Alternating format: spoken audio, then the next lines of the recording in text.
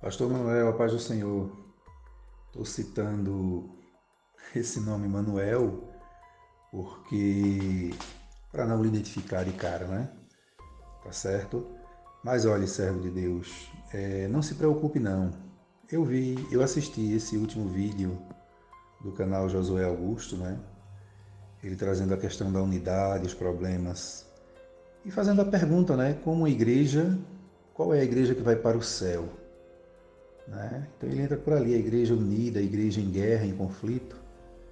Né?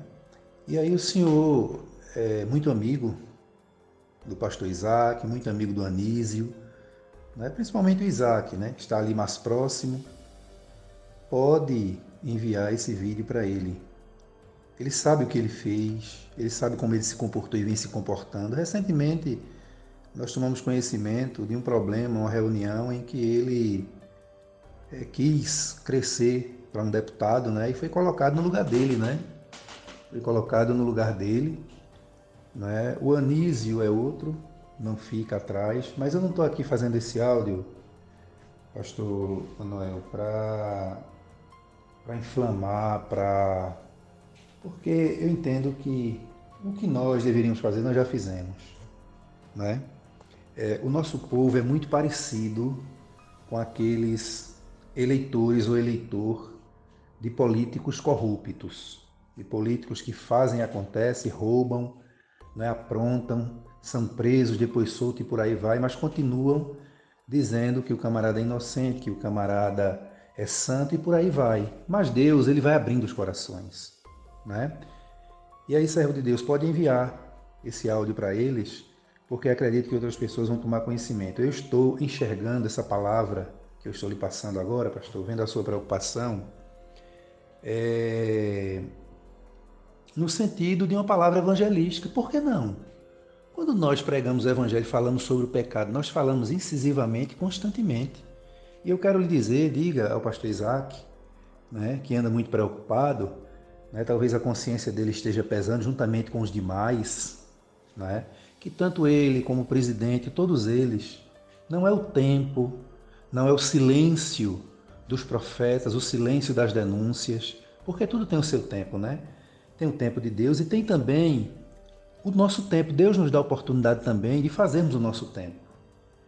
E eu, desde o princípio, mesmo naquele momento mais fervoroso da situação, nunca deixei de orar por eles, não, porque são almas necessitadas de Deus, necessitadas de salvação. Sim, por que não de salvação? Porque o que fizeram, continuam fazendo, o comportamento, como tratam a igreja, isso não será apagado, não é, com simples pedido de desculpa ou pedido de perdão. Não, precisa isso, mas também precisam passar pelo crivo da disciplina eclesiástica. Esses homens, pastor, o senhor sabe que precisam. Talvez o senhor esteja inserido nesse contexto por muitos anos, ficar em silêncio, né? O senhor, pastor Samuel, pastor Lira, muitos outros, né? Por ficarem em silêncio, tá certo? Sendo coniventes com tudo isso, porque o silêncio também demonstra conivência, né? Demonstra conivência. Mas nós oramos a Deus por vocês, né? Mas diga ao pastor Isaac que ele precisa entregar o cargo, deixar a soberba de lado, tanto ele como os demais, né? Tanto quem ele dá ordem como de quem ele recebe ordem.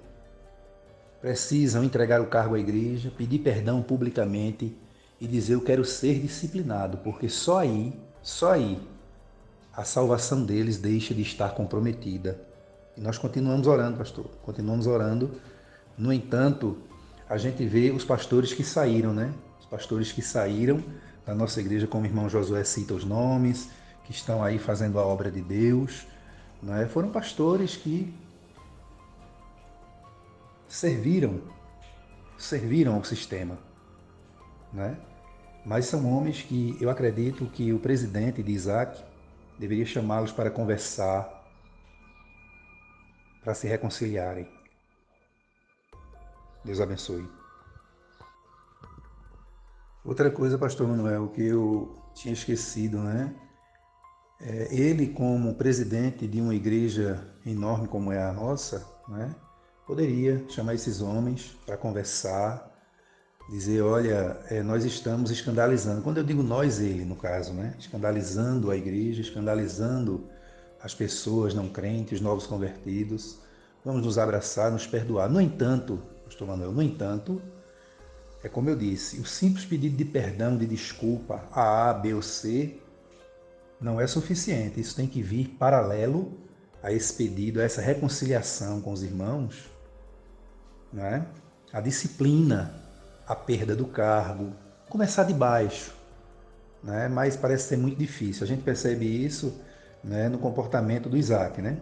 O comportamento de Isaac é uma soberba, uma arrogância sem limites, sem limites, a ponto de querer se levantar contra um deputado, né? E receber palavras duras. Eu te conheço, fulano, eu te conheço, né? E ser colocado no seu devido lugar. E assim são muitos, né? Eu não retiro aquelas palavras que disse anteriormente e quero dizer aqui, num tom, isso é um tom, uma mensagem evangelística, uma mensagem de despertamento, de alerta para esses homens, para não perderem a sua salvação. Pastor, eu não afirmo que ninguém tem esse direito, mas diante do comportamento de alguns servos de Deus que já partiram, a gente fica na dúvida se obtiveram a salvação, porque partiram com gravíssimos desvios de conduta, com gravíssimos atos de pecado e até crime contra a igreja, e ninguém viu o pedido de perdão desses homens que já partiram, a semelhança desses que ainda vivem, que ainda respiram, né? Então, pode repassar para eles esse áudio. Pode repassar para eles, tá certo? Deus lhe abençoe. Em frente, orando pela nossa igreja e orando principalmente a igreja do Senhor. Pastor Manuel, o senhor é igreja, nós somos igrejas, igreja do Senhor. Oremos por esses homens para que Deus tenha misericórdia deles. Porque nem eles mesmos, muitos deles, não têm misericórdia de si mesmos. Né? Da igreja nem se fala, né?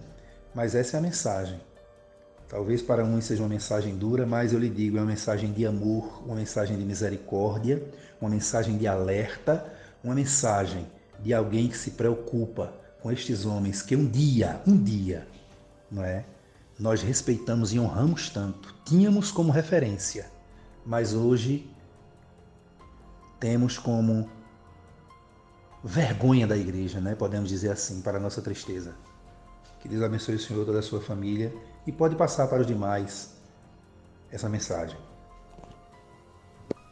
E paralelo a tudo isso, pastor Manuel, tudo isso, não é? Essa situação de guerra, de conflito, de intriga, de inimizade promovida por esses líderes contra a igreja do Senhor, e isso tem repercutido muito mal. Paralelo a tudo isso, tem aqueles, né? E aí isso é por todo o Brasil, né? Aqueles que nessa última campanha eleitoral, esses últimos 4 anos, como eu tenho dito, né, serviu para nós vermos quem são os verdadeiros homens de Deus e quem são apenas frequentadores do Evangelho ou negociantes do Evangelho, né? Porque muitos desses homens abraçaram um projeto que vai de encontro, luta contra o reino de Deus. Um projeto que exalta o aborto, o assassinato de crianças no ventre, um projeto que exalta a ideologia de gênero, ou seja, as criancinhas serem sexualizadas e homossexualizadas desde os 6, 7 anos de idade, né? A liberação das drogas, a liberação de todo tipo de promiscuidade, imoralidade, desrespeito, né? O tolhimento do direito de ir e vir das pessoas falarem, né? E por outro lado, muitos que transformaram suas igrejas em palanques políticos, em prol de outro segmento da política. De um lado e de outro, esses homens erraram muito, né? E se não bastasse esses gravíssimos pecados desses homens contra a igreja, dentro das suas igrejas, ainda tem o pecado cometido contra a nação, contra o reino de Deus por um todo, né? Assim como o pecado contra a igreja é um pecado contra o reino de Deus. Então, muitas vezes, uma nação, um país, um estado, uma cidade passa por situações, todo o povo sofre, inclusive os inocentes, como estão sofrendo dentro das igrejas, sofrendo em todos os lugares, né, por causa do mau comportamento dos líderes, infelizmente. Isso é muito triste, mas é a realidade. E ela precisa ser falada assim como nós falamos para o pecador, né? Que o homem sem Deus vai para o inferno e o homem com Deus para o céu. Que o homem em pecado terá morte eterna, né? Nós precisamos falar isso para os nossos líderes, para os nossos pastores. Então, pastor Manuel, mais uma vez um abraço. Eu acho que agora concluo.